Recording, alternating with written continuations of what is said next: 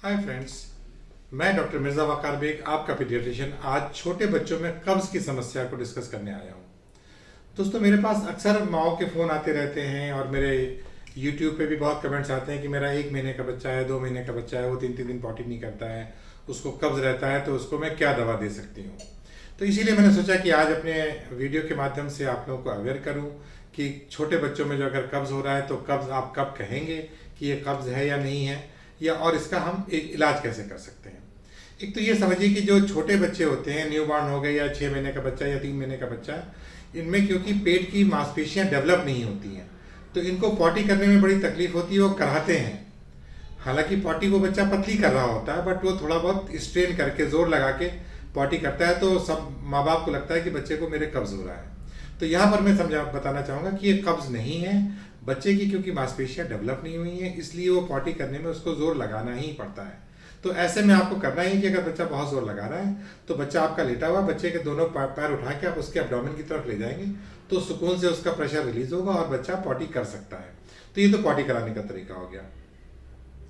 अब अगर बच्चा पॉटी पतली कर रहा है या सॉफ्ट कर रहा है, 3 दिन में एक बार कर रहा है, 4 दिन में एक बार कर रहा है, तो इसको हम कब्ज़ नहीं कहते हैं।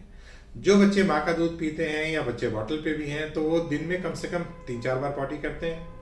और अगर 3 दिन में, 4 दिन में, 5 दिन में एक बार पॉटी कर रहे हैं तो ये भी नॉर्मल है। एक हफ्ते तक भी अगर आपका बच्चा 1 साल से कम है और वो पॉटी नहीं कर रहा है, तो आप इसको कब्ज़ नहीं कहेंगे अनटिल वो बहुत हार्ड स्टूल पास कर रहा है। आप कब्ज़ कब कहेंगे? अगर बच्चा आपका बिल्कुल जैसे गोलियां होती हैं उस तरह से, जैसे मेंगनी की तरह पॉटी कर रहा है या बहुत हार्ड स्टूल कर रहा है कि उसको पॉटी करने में ब्लीडिंग हो जा रही है, तो ये कॉन्स्टिपेशन है, इसको आप कब्ज़ कहेंगे। बट अगर 1 हफ्ते के बाद या 5 दिन के बाद आपका बच्चा पॉटी कर रहा है और ये पॉटी बिल्कुल सॉफ्ट है, तो इसको हम कब्ज़ बिल्कुल नहीं करेंगे। इसमें किसी इलाज की ज़रूरत नहीं पड़ती, आपको किसी भी डॉक्टर के पास जाने की ज़रूरत नहीं पड़ी है। अगर आपका, जैसे मैंने बताया कि अगर बच्चा आपका बहुत 3 दिन में भी पॉटी कर रहा है और बहुत टाइट कर रहा है, बिल्कुल गुठलियों की जैसी पॉटी कर रहा है, तब इसमें आपको उसको इलाज की ज़रूरत है। फिर आप अपने डॉक्टर के पास जाइए।